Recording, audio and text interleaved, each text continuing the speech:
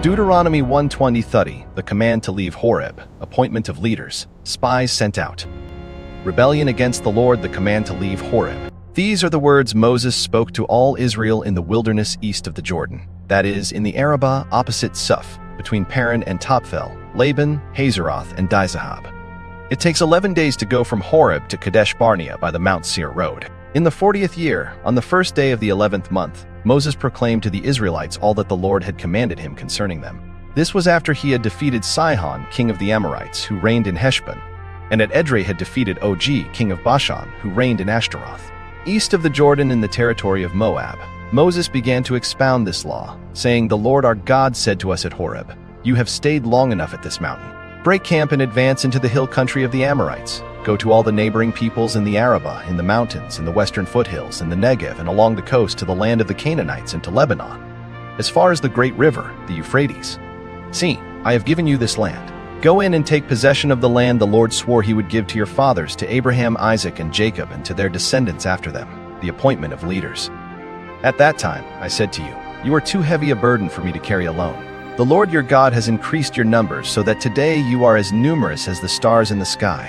May the Lord, the God of your ancestors, increase you 1,000 times and bless you as he has promised. But how can I bear your problems and your burdens and your disputes all by myself? Choose some wise, unrespected men from each of your tribes, and I will set them over you.' You answered me, 'What you propose to do is good.' So I took the leading men of your tribes, wise and respected men, and appointed them to have authority over you, as commanders of thousands, of hundreds, of fifties, and of tens, and as tribal officials. And I charged your judges at that time, 'Hear the disputes between your people and judge fairly, whether the case is between two Israelites, or between an Israelite and a foreigner residing among you. Do not show partiality in judging. Hear both small and great alike. Do not be afraid of anyone, for judgment belongs to God. Bring me any case too hard for you, and I will hear it.' And at that time I told you everything you were to do, spies sent out. Then, as the Lord our God commanded us, we set out from Horeb and went toward the hill country of the Amorites through all that vast and dreadful wilderness that you have seen. And so we reached Kadesh Barnea. Then I said to you, 'You have reached the hill country of the Amorites which the Lord our God is giving us.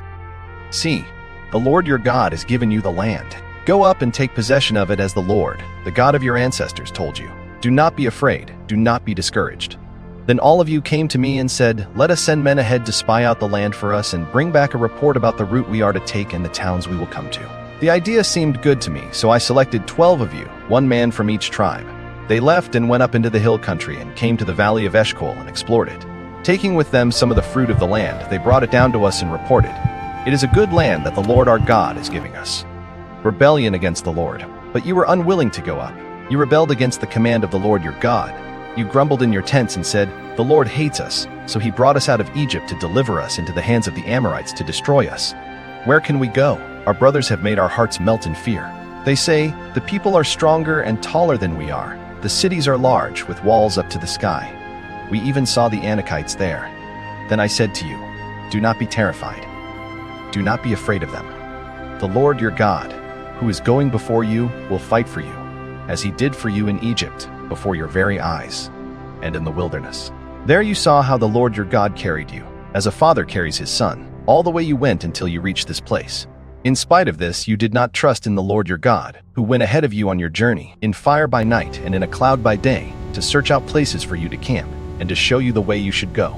When the Lord heard what you said, he was angry and solemnly swore, 'No one from this evil generation shall see the good land I swore to give your ancestors, except Caleb, son of Jephunneh. He will see it, and I will give him and his descendants the land he set his feet on, because he followed the Lord wholeheartedly. Because of you, the Lord became angry with me also, and said, You shall not enter it either, but your assistant Joshua, son of Nun, will enter it. Encourage him, because he will lead Israel to inherit it. And the little ones that you said would be taken captive, your children who do not yet know good from bad, they will enter the land. I will give it to them, and they will take possession of it. But as for you, turn around and set out toward the desert along the route to the Red Sea.' Then you replied, 'We have sinned against the Lord. We will go up and fight as the Lord our God commanded us.' So every one of you put on his weapons, thinking it was easy to go up into the hill country. But the Lord said to me, 'Tell them, do not go up and fight, because I will not be with you. You will be defeated by your enemies.' So I told you, but you would not listen. You rebelled against the Lord's command, and in your arrogance you marched up into the hill country. The Amorites who lived in those hills came out against you. They chased you like a swarm of bees and beat you down from Seir all the way to Hormah. You came back and wept before the Lord, but he paid no attention to your weeping and turned a deaf ear to you. And so you stayed in Kadesh many days, all the time you spent there. Lessons and teachings. 1. God's commands are meant to be obeyed, not debated. You have stayed long enough at this mountain. Turn and set your journey. 1:6-7. Israel was not to linger at Sinai. God had given them a promise they needed to move. For us, when God gives direction, do not delay. Faith requires movement. 2. Leadership requires sharing the burden. I cannot carry this burden alone. 9:12. For us, leaders must delegate. The body of Christ works together. 3. Fear is contagious thern, but faith is also contagious. They made our hearts melt. 1:28 a.m. The spies. Fear infected the whole congregation. But later, Caleb's faith would stand alone. For us, be careful what you speak. Your words of fear can spread. Your words of faith can also spread. 4. God goes before his people. The Lord your God goes before you, carrying you as a father carries his son. 1:29 a.m. 31. Moses reminded them that God had carried them through the wilderness. For us, God is not only with you, he goes before you. Trust his leadership. 5. Unbelief leads to wandering, faith leads to rest. Not one of this evil generation shall see the good land. 1:35 a.m. The unbelieving generation died in the wilderness. They never entered. For us, unbelief keeps you from God's promises. Trust him, even when the giants are big. 6. Presumption is not faith. You went up like a swarm of bees and the Amorites chased you. 1:44 a.m. After judgment, the people tried to go up on their own Fidis and Dway and were defeated. For us, doing the right thing at the wrong time without God's presence is presumption. Wait for his timing. Stay tuned for Deuteronomy chapter 2. Subscribe, like, comment, and hit notification button for more videos, more Bible study, and more Bible knowledge. The book of Deuteronomy 2 loading.